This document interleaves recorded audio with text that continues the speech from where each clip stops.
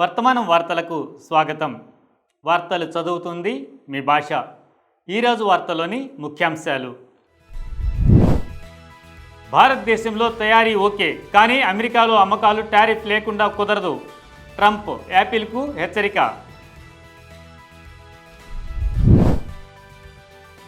National Herald case, Telangana CM Revanth Reddy, Karnataka deputy CM DK Shivakumar ED ఛార్జిషీట్లో ప్రస్తావన.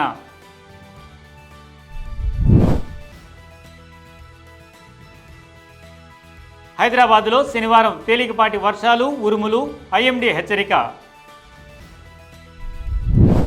America మాజీ అధ్యక్షుడు డొనాల్డ్ ట్రంప్ యాపిల్ భారతదేశంలో తయారీ యూనిట్లు పెట్టుకోవడంపై అభ్యంతరం వ్యక్తం చేశారు. ఇండియాకు వెళ్లడం సరే, కానీ అమెరికాలో టారిఫ్ లేకుండా ఉత్పత్తులు అమ్మడం కుదరదు అని ట్రంప్ హెచ్చరించారు. అమెరికాలో అమ్మే ఐఫోన్స్ అక్కడే తయారవ్వాలని, లేదంటే కనీసం 20% దిగుమతి సుంకం విధిస్తామని ఆయన తెలిపారు.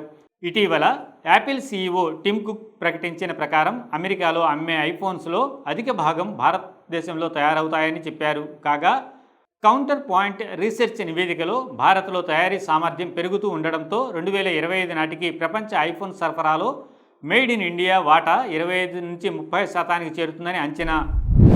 నేషనల్ హెరాల్డ్ కేసుకు సంబంధించి మనీ లాండరింగ్ నిరోధక చట్టం PMLA కింద ఎన్ఫోర్స్మెంట్ డైరెక్టరేట్ ఈడీ తాజాగా దాఖలు చేసిన ఛార్జిషీట్లో తెలంగాణ ముఖ్యమంత్రి రేవంత్ రెడ్డి, కర్ణాటక ఉప ముఖ్యమంత్రి డీకే శివకుమార్ పేర్లను పేర్కొంది. అయితే ఈ ఇద్దరు నేతల పేర్లు ఛార్జిషీట్లో ఉన్నా వారిని నేరస్తులుగా పేర్కోలేదు. అయినప్పటికీ ఈ పరిణామం తెలంగాణలో రాజకీయ దుమారం రేపింది. ప్రతిపక్ష పార్టీ అయిన భారత రాష్ట్ర సమితి BRS కాంగ్రెస్ ప్రభుత్వంపై తీవ్ర విమర్శలు చేస్తోంది. ఈడీ ఛార్జిషీట్ ప్రకారం కాంగ్రెస్ పార్టీకి చెందిన సీనియర్ నేతలు యంగ్ ఇండియన్ లిమిటెడ్ అనే సంస్థకు భారీ విరాళాలను సమకూర్చేందుకు ఆదేశించారని పేర్కొంది. ఈ సంస్థ నేషనల్ హెరాల్డ్ కేసుకు కేంద్ర బిందువుగా ఉంది. దీన్ని సోనియా గాంధీ మరియు రాహుల్ గాంధీ నడుపుతున్నారు. తెలంగాణ ప్రదేశ్ కాంగ్రెస్ కమిటీ అధ్యక్షుడిగా ఉన్న సమయంలో రేవంత్ రెడ్డి కాంగ్రెస్ నాయకులు, వ్యాపారవేత్తలతో విరాళాలు ఇవ్వమని చెప్పినట్టు, లేదంటే వారి రాజకీయ వ్యాపార ప్రయోజనాలకు నష్టం కలగొచ్చని సూచించినట్టు ఛార్జిషీట్లో పేర్కొంది. కాంగ్రెస్ నాయకుడు అరవింద్ విశ్వనాథ్ సింగ్ చౌహాన్ వాంగ్మూలం ఆధారంగా ఆయన బ్యాంకు ద్వారా 30 లక్షల రూపాయలు నగదుగా 20 లక్షల యంగ్ ఇండియన్కు ఇచ్చినట్టు రేవంత్ రెడ్డి ఒక ఒత్తిడి చేసినట్టు పేర్కొన్నారు. 2018 నుండి 19 వరకు, 2019 నుండి 20 మధ్య కాలంలో యంగ్ ఇండియన్కు వరుసగా 6.90 కోట్లు, 5.05 కోట్ల విరాళాలు వచ్చినట్టు, అందులో కొంత మొత్తాన్ని ఆదాయ పన్ను అప్పీల్ కోసం, లీగల్ ఫీజుల కోసం వాడినట్టు ఈడీ పేర్కొంది. కాంగ్రెస్ నేతల సూచనలతో అసోసియేటెడ్ జనరల్ లిమిటెడ్ AJLకు ప్రకటనల కోసం 6.8 కోట్లు చెల్లించినట్లు, దాదాపు డజను సంస్థలు వాటిని చెల్లించాయని పేర్కొంది.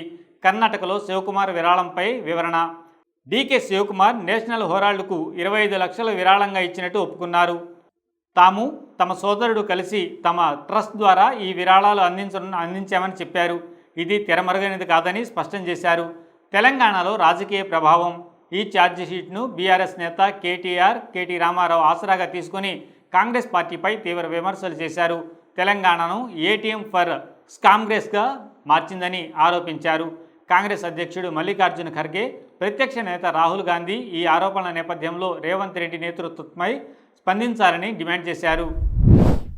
హైదరాబాద్ మరియు పరిసర ప్రాంతాల్లో శనివారం మే 24 మేఘామృత ఆకాశం కనిపించే అవకాశం ఉందని, తేలికపాటి వర్షాలు లేదా ఉరుములు లేదా ఈదురుగాలులతో కూడిన వర్షాలు ఉంటాయని, 40 నుండి 50 కిలోమీటర్ల వేగంతో ఈదురుగాలు తాకడం సాధ్యమని భారత వాతావరణ శాఖ IMD హైదరాబాద్ వెల్లడించింది. కలుపు మసలైన వాతావరణం చోటు చేసుకునే అవకాశం ఉందని, ముఖ్యంగా ఉదయం సమయంలో ఇది మరింతగా పెరిగే అవకాశం ఉందని అధికారులు తెలిపారు. IMD స్థానిక ఉదయ బులెటిన్ ప్రకారం దక్షిణ దిశ నుండి ఉపరితల గాలులు 8 నుండి 10 కిలోమీటర్ల వేగంతో వీస్తూ ఉండే అవకాశం ఉంది. గరిష్ట ఉష్ణోగ్రత సుమారు 32 డిగ్రీల సెల్సియస్, కనిష్ట ఉష్ణోగ్రత సుమారు 25 డిగ్రీల సెల్సియస్ ఉండే అవకాశం ఉంది.